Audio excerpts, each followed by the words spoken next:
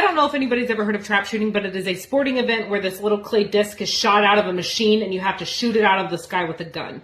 I'm from Missouri, which means that this is an actual school sport here. My first year teaching at a new school, I was invited to a student-teacher trap shooting tournament. It's when they pair members of the trap shooting team with a teacher and you get to compete to win hundreds of dollars. Top score wins hundreds of dollars. Most teachers expect to go out there to hit like maybe one. The rounds are like 25, maybe 1, 2, 3 of them, because they're really hard to hit, especially if you've never done it before. So I show up at this tournament. Hardly anybody knows who I am. They just know I'm that like English teacher who wears dresses and scarves a lot.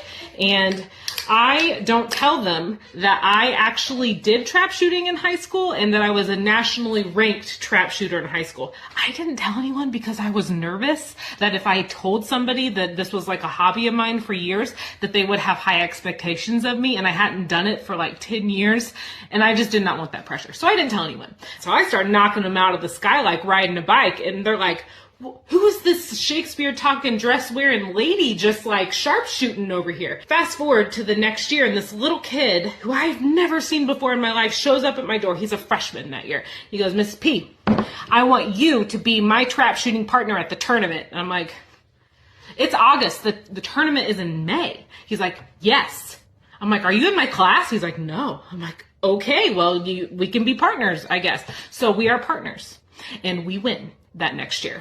And then we're partners again the next year because he shows up my door in August. He's like, Miss P, we gonna be partners? I'm like, for the thing like 9 months away? Absolutely. We win again. And then the pandemic happens. I quit teaching. I get an email. I'm not a teacher anymore. I get an email that says, hey, this kid wants to bring you out of retirement to be his partner for his senior year of shooting.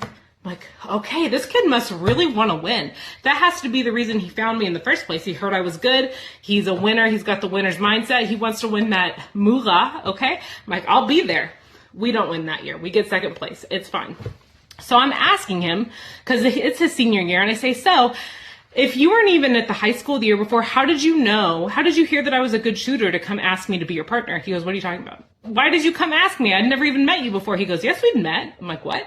He said, yeah, 2 years before you subbed in my classroom. I had done some subbing before I was hired on at the district. And you saw me writing something about trap shooting, and you sat down and you had a conversation with me about trap shooting for like 15 minutes. And I had never had a teacher care that much.